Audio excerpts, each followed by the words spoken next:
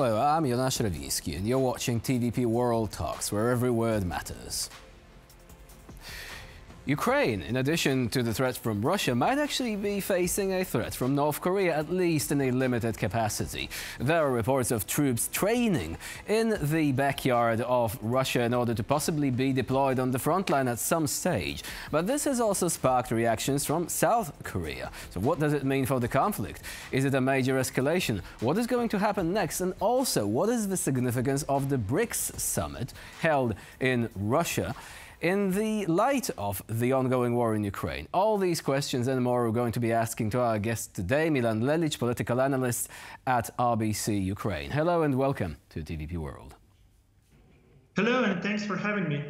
So let's actually begin with the BRICS summit. The Ukrainian authorities are saying that the BRICS summit did not bring any major breakthrough, and to the contrary, actually, that it has shown that there are many countries still willing to stand with Ukraine, despite what Russia was actually trying to convey to the world. What is your take on this?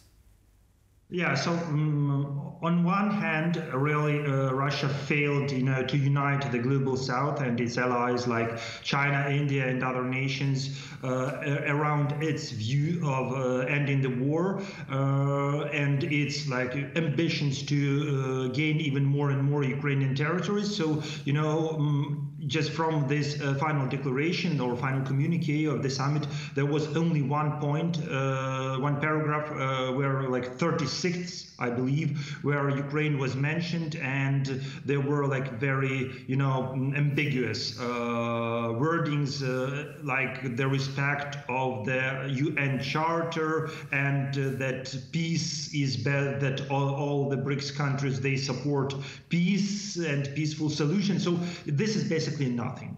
This is nothing.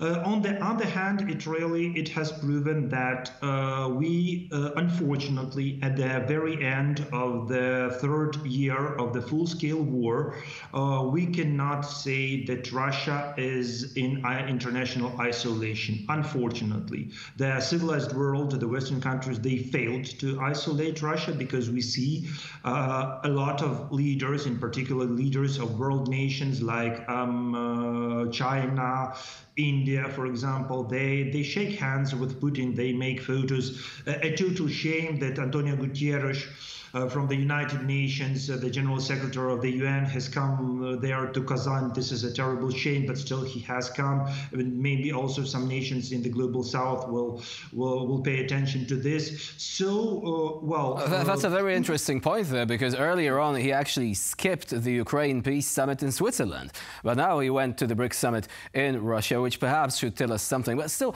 coming back to the reactions of the BRICS leaders, we have Xi Jinping saying that there must be no escalation of fighting in Ukraine, and I quote, "We must adhere to the three principles of no spillover from the battlefield, no escalation of fighting, and no adding oil to the fire by relevant parties, so as to ease the situation as soon as possible." And then, of course, we also have Narendra Modi once again emphasizing that the conflict must be ended not only peacefully but also quickly. So would you say that Vladimir Putin is going to cave into this pressure from other leaders of the grouping?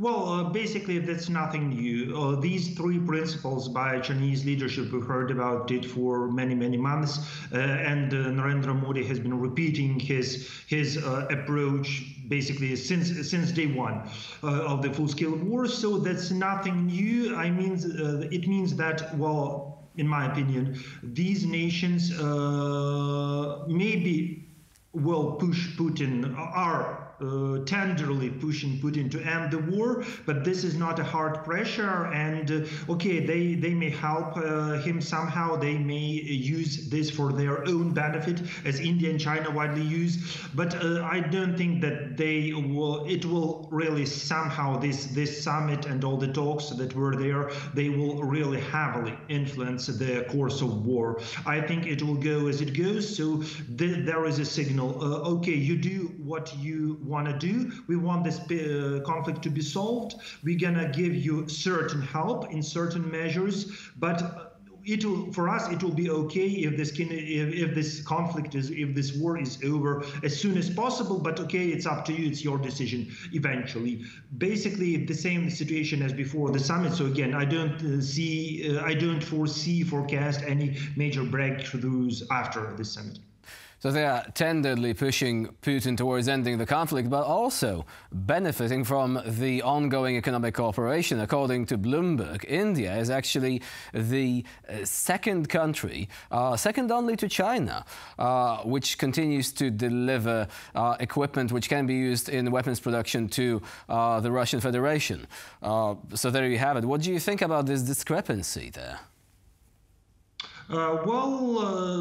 For example, Narendra Modi has been asked about this multiple times, and he always explains that, well, I think about Indian national interest, like if we receive such an opportunity, for example, to buy Russian oil with a colossal discount. Our economy is struggling. We have a billion-plus population and all this stuff. We have to feed all these people. We have to have our economy running and so on, so on. So, you know, this is like, maybe it may be called neutrality or something. In China, there's a slightly different story, because really China plays quite a longer game, which is like measured not in years but maybe in scores of years.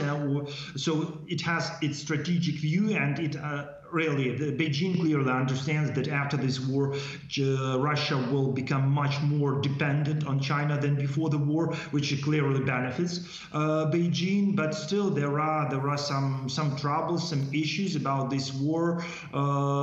We see that Beijing is really very much afraid of different secondary sanctions from the US, and despite shaking hands with Putin and all these smiles in Kazan or on previous meetings, Xi Jinping clearly understands that the value of economic cooperation with the US, with the European Union, is much more important for him and for his country than all these like strategic partnership and brotherhoods with the Russian Federation.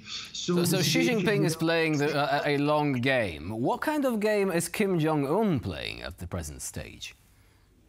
Well, as of now, there is no clear evidence what he will receive from Putin for sending his troops.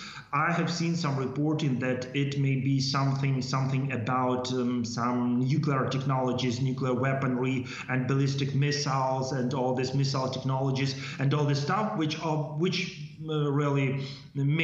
is very plausible indeed. I think it may be also about the money, about like sending food or whatever, because we know the state of things in Northern Korea.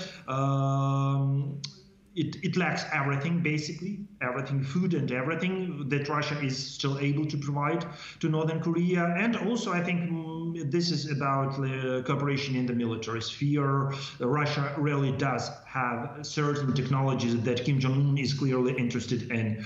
So I think this is what he expects to receive from Putin for sending his people there to the front line.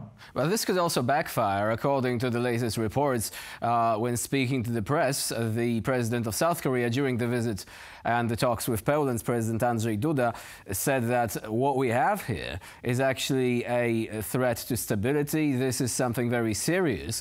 And South Korea is actually considering sending weapons to Ukraine at some stage. They are not ruling this out. So do you think that ultimately this might have not been the best choice for Russia to accept these few thousand troops in North Korea and then allowing South Korea to lift the pre-existing restrictions when it comes to lethal weapons? Well, I don't think that Russian leadership thinks like 4 or 5 or 6 moves ahead. It always solves the current problems, the problems that are here and now. For example, now there is a problem. They have a clear lack of manpower, and they do not want to start another wave of mobilization of their own citizens. But still, these problems with the manpower needs to be solved. Okay, they have found a solution. And what will Southern Korea do in response, when it's going to happen, and so on? if something happens, the Moscow will start thinking about it the day it has happened. So there is no like clear strategy, very sophisticated, strategy, many moves ahead. No, they are solving the problems here and now, and this may seem, inviting these guys from Northern Korea. This may look for them like a partial way, at least partial way, to solve this problem with constant trouble with the manpower. But we'll see. We'll see how it plays out. So far, it's too early to make any, for an analysis how it may play out, and will these troops make a difference on the battlefield or will not? Because we don't know where they will be used, in what role. Either they will be on the very, very front line and attacking Ukrainian positions, or will they be somewhere in the rear, like repairing something or fulfilling other logistics tasks. Still, we do not know, but I think we will know it like in the course of next week's, quite soon, very soon. It would not have been the first time that Putin was reckless when it comes to foreign policy, but in this case, if South Korea decides to send weapons to Ukraine, this might actually be a very high price to pay for this decision. Milan Lelich was our guest today here on TVP World. Thank you very much for joining us and for sharing your insight. Thank you. And I'm Jonasz Lewiński. You're watching TVP World. Please do stay with us for more latest news and updates.